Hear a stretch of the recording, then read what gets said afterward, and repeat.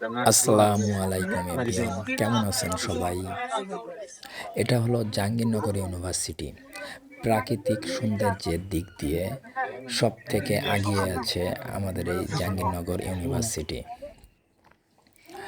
এবং বৃহত্তম এরিয়া নিয়ে ভার্সিটি। এখন বর্ষাকাল চলতেছে, বর্ষার পরপরই শীতকাল আসবে।